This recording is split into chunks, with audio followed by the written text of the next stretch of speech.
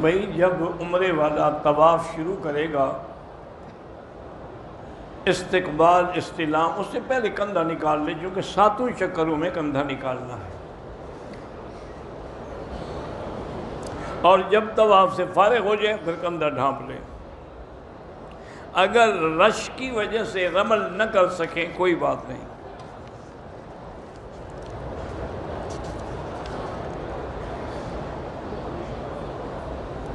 حضرت مولانا اظہار احمد قاسمی رحمۃ اللہ علیہ جو فاضل دیوبند تھے، اور ان کا آج انتقال ہو گیا ہے، اللہم اغفرہ وارحمہ وتجاوز عنہ وادخلہ فی الفردوس الاعلی۔ یا اللہ ان کے پسماندگان کو صبر جمیل عطا فرما، اور انہوں نے ساری زندگی تیرے دین کی خدمت کی ہے، ان کو اعلیٰ درجات نصیب فرما۔ اللہم اجعل قبرہ روضۃ من ریاض الجنہ۔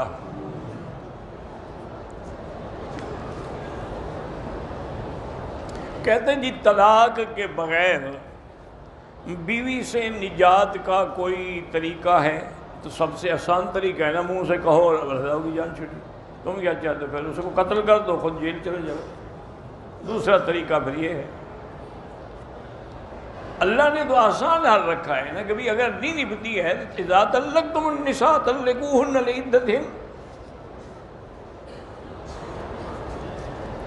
بھائی گزارش یہ ہے کہ کئی دفعہ آپ نے پوچھا ہے کہ مولانا حق نواز کے بارے میں آپ کی کیا رائے ہے؟ وہ ایک مجاہد تھے، اللہ تعالیٰ کے دین کے لیے اور صحابہ کی محبت میں شہید ہوئے، اللہ ان کے درجات بلند فرمایا۔ عرب ممالک میں جو مشینی ذبیحہ ہے، اگر یقین ہے کہ مشینی ہے، وہ حلال نہیں ہو سکتا، کہیں عرب میں ہو یا غیر عرب میں ہو۔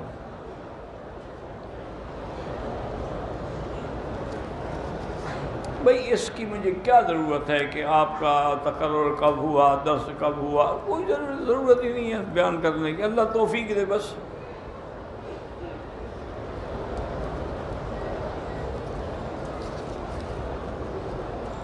حضور صلی اللہ علیہ وسلم کو جب وفات ہو گئی، موت آ گئی، تو اس میں تو کوئی شک نہیں ہے نا، پہلے بھی پیدا ہونے سے پہلے کا جو دور ہے وہ بھی گویا کہ ایک موت ہی ہے، عدم ہے، اس کے بعد پھر یہ موت آئی، اس کے بعد جو ہے وہ حیات ہے، تو اس میں تو کوئی شک نہیں کہ حضور پہ موت آئی، لیکن اللہ نے پھر ان کے روح مبارک کو لوٹا دیا۔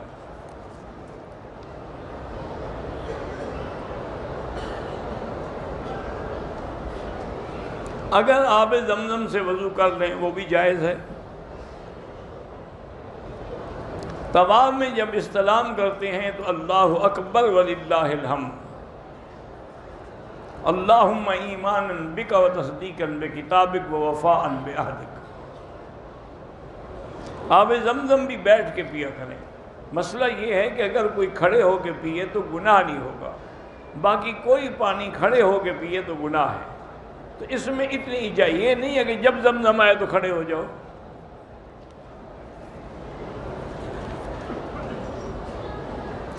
طواف کے ہر چکر کی علیحدہ دعا حضور نے فرمائی ہے؟ بالکل نہیں فرمائی۔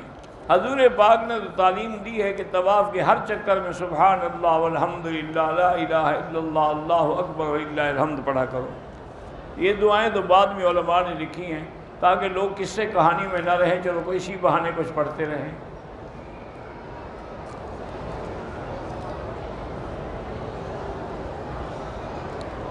بیر روحا کا پانی لے جائیں، تمہاری مرضی ہے، لے جاؤ۔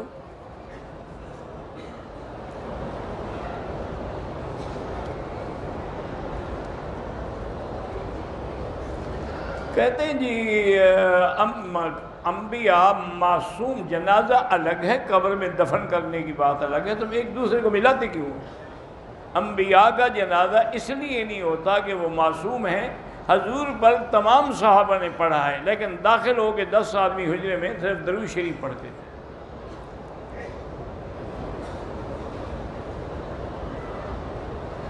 اگر عورت کا قریبی رشتہ دار بیمار ہے، بالکل اس کی خیریت پوچھ سکتی ہے، اس کے لیے دعا کر سکتی ہے، عیادت کر سکتی ہے۔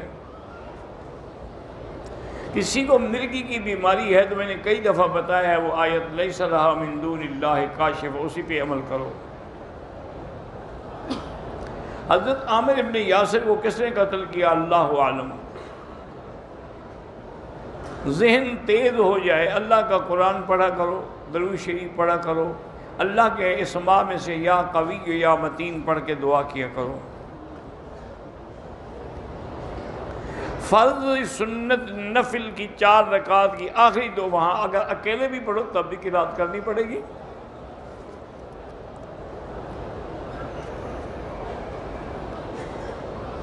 اگر کپڑوں کے ساتھ کوئی ناپاک چیز لگی ہو، پتہ ہی نہیں لگا، نماز پڑھ۔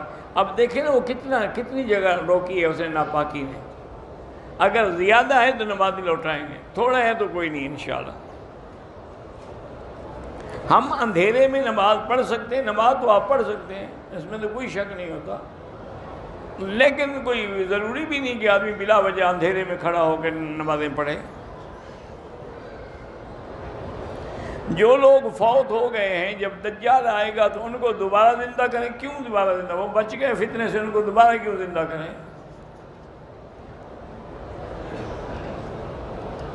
جو زندہ ہیں ان کے لیے فتنہ ہوگا۔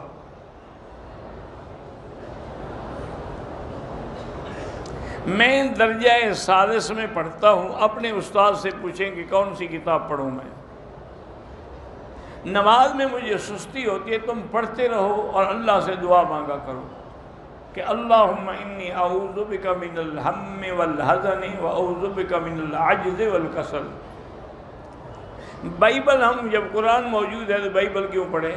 وہ تو بائبل ویسے ہی منسوخ ہے۔ بیعت کرنے کے لیے انسان کو کسی اچھے بزرگ کی بیعت کرنی چاہیے۔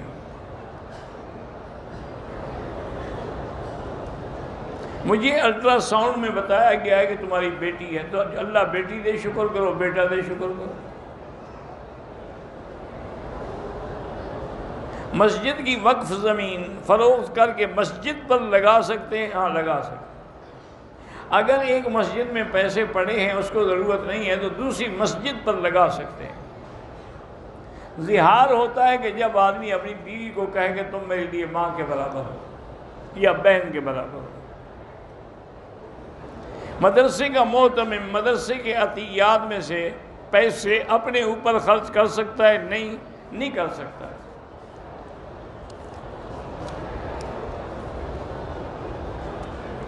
سارے مدرسے کی صفائی اپنے ذمے لے کر خود کرتا رہتا ہے، ہاں تو پھر وہ اس کا عوض لے سکتا ہے جب وہ بیچارہ صفائی کر رہا ہے، ملازمن بنا ہوا ہے۔ سورۃ الکہف پڑھنے کا فائدہ یہ ہے کہ اللہ فتنہ دجال سے محفوظ رکھیں گے۔